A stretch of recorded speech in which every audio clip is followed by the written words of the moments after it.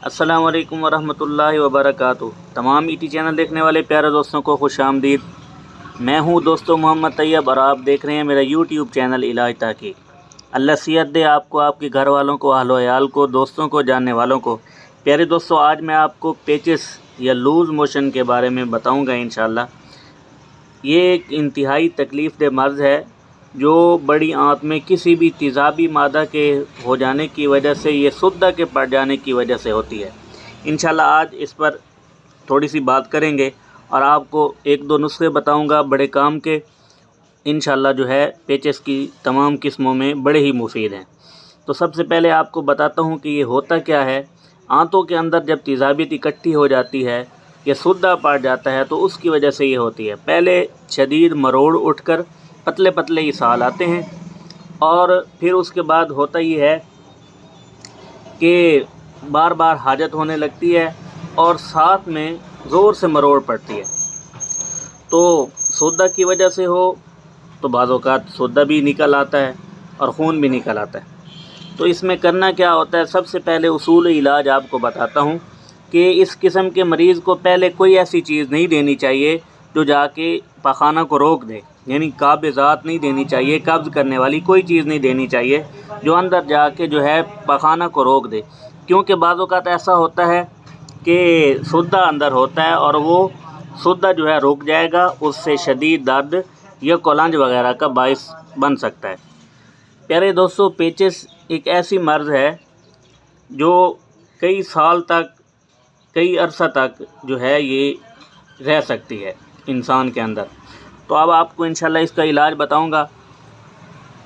आपने करना क्या है, सबसे पहले आपने देसी घी लेना है 1 चम्मच। ये पहला नुस्खा है, इसके बाद इंशाल्लाह दूसरा भी आपको बताऊंगा। आपने 1 चम्मच देसी घी ले लेना है और वो सुबह निहार मुँह आपने निगल लेना है और ऊपर से आपने सौंफ, इलायची और अदरक का कहवा ले लेना है। इंशाल्लाह आपको बहुत फ़ायदा होगा और फौरी फ़ायदा होगा। और दूसरा नुस्खा जो है ये भी बहुत उम्दा है और बहुत बार आजमाया हुआ है। वो नुस्खा ये है कि आपने लेने हैं सौंफ आम पंसारी से मिल जाते हैं।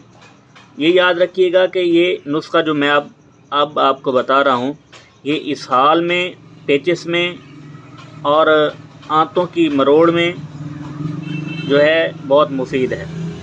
आगे बढ़ने से पहले आप हमारा चैनल सब्सक्राइब कर लें और बेल आइकन ज़रूर प्रेस करें ताकि हर नई आने वाली वीडियो मिल सके। तो प्यारे दोस्तों, सौंफ आपने 50 ग्राम तवे पर भून लेने हैं, यानी तवा जो हमारे यहाँ होता है उस पर डाल के उसे सुर्ख कर लें। जब ये हल्के ब्राउन हो जाएं तो आपने जितने सौंफ लिए थे उतना ही आप उसमें छिलका इसबगोल और बेलगरी मिक्स कर लें। बेलगरी आम पंसारी से मिल जाती है और इसी तरह छिलका इसबगोल भी हर जगह से मिल जाता है, अच्छे वाला ले लें। ये तीनों चीज़ें बराबर वज़न आप मिक्स करके 1 चम्मच सुबह और 1 चम्मच शाम लें। इंशाल्लाह बेहतरीन फ़ायदा होगा। और इसी तरह आपने तमाम तली हुई अशिया और तमाम किस्म के जूसेस जब तक मरीज़ ठीक न हो उसको नहीं पिलाने चाहिए। ठंडी अशिया से परहेज़ करें ताकि आंतों की जो खुश्की है वो मज़ीद बढ़ ना जाए।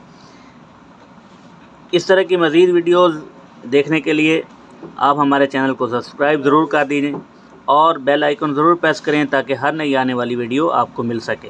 मिलते हैं अगली वीडियो में, तब तक के लिए इजाज़त दीजिए। अल्लाह हाफ़िज़।